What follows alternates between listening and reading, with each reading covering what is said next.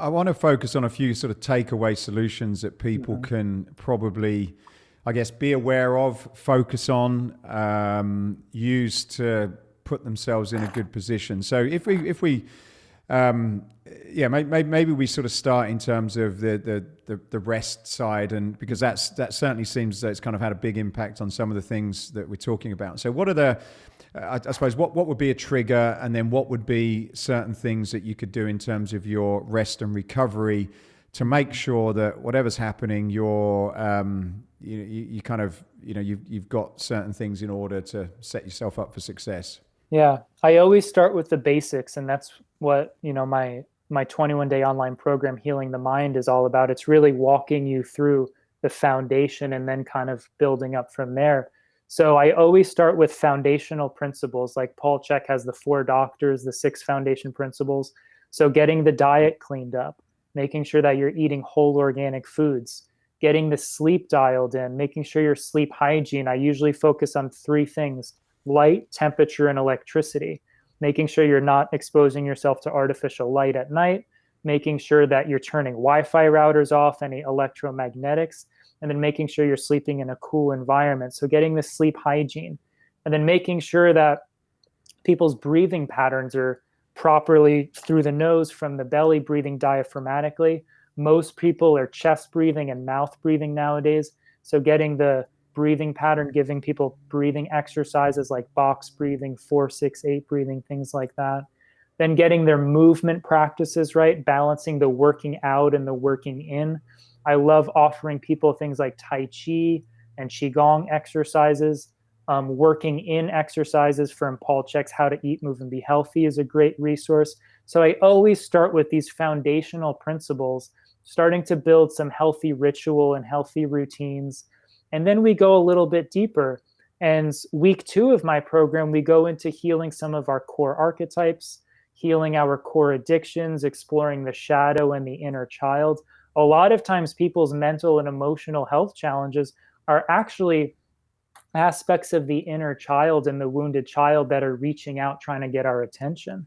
And these are often the parts of ourselves that have been neglected.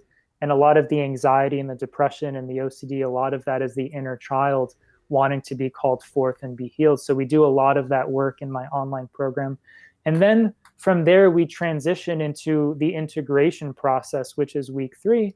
And we do a lot of the integration work from the healing work that we did from the first 2 weeks. We start to live more in harmony with nature. We balance, like we talked about, the seasons and the elements and the rhythms and all of that. So I really try and take a holistic approach. And one thing that's really important to remember is something I started with earlier in our chat together, which is the root causes of people's mental, emotional health challenges could be the same root cause of someone's back pain, shoulder pain, neck pain, or digestive challenges. So the healing work that needs to be done, no matter what the symptoms are usually a lot of the same core root challenges. So that's really where a holistic approach is necessary, knowing that everything affects everything and the symptoms just manifest in different ways for each individual. Right. I'm going to get you to talk about your workshop in a moment. I just got a question in terms of is this something that you're able to help yourself? So if you are going through this, is it a case of, look, you need to go and get some help externally, or by doing some of the things that you've spoken about here, which is your sleep, your food, your exercise, your breathing, are those things going to get you quite far in most cases? I'm not saying you shouldn't do your program, because I think it's awesome, and I'm certainly going to look into it. But just in general, do we have the ability to kind of recognize and figure some of this out ourselves? Yeah. So I would say 70 to 80% of the time, if people dial in the basic foundational principles, they experience tremendous healing. Because the starting point that most people are starting from, there's a lot of low-hanging fruit to go after, whether it's diet, sleep, breathing, movement, meditation, even simple practices like journaling, getting to bed on time, spending more time out in nature, less time on screens. A lot of that stuff is such low-hanging fruit. But one thing that I think is really important, And once again, I see a lot of this in the pandemic and in our culture right now, is we have this addiction to complexity. And we create this illusion that a complex problem needs a complex solution.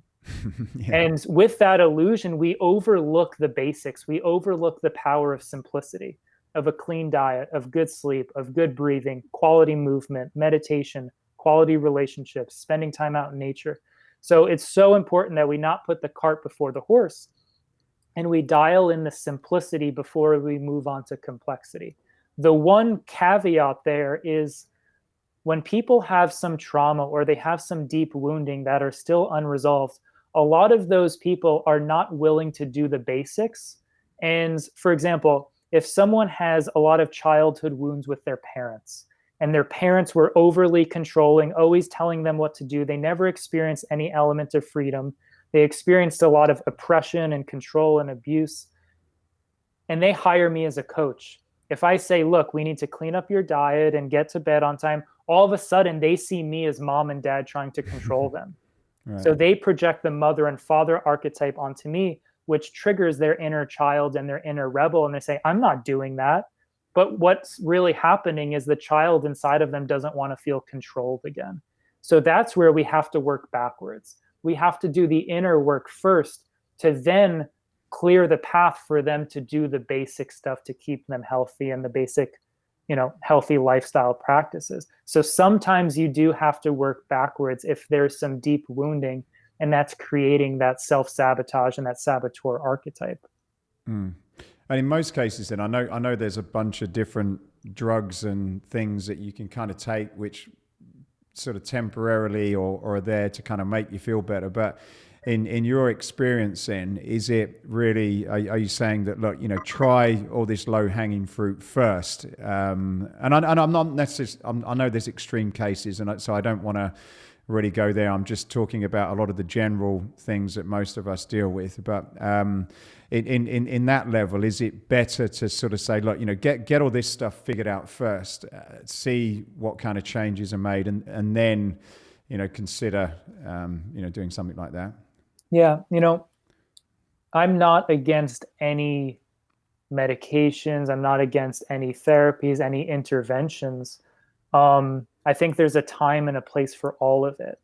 But one thing that I really am passionate and feel strongly about is go after the low-hanging fruit. Do all the simple stuff.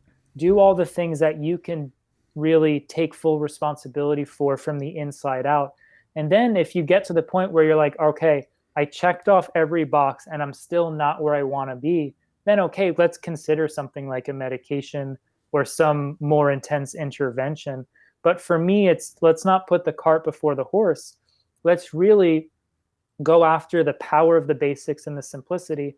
And then if there's still, some leftover symptoms and we're not really getting to where we want to go, now let's consider a lot of the, other alternative interventions that might be available. So I always try and work that way. And to me, if we go for the complexity and overlook the simplicity, or we go for the medication or the medical intervention or even if it's like a surgery or someone with lower back pain without doing the diet and lifestyle, we're also cheating ourselves out of a healing opportunity.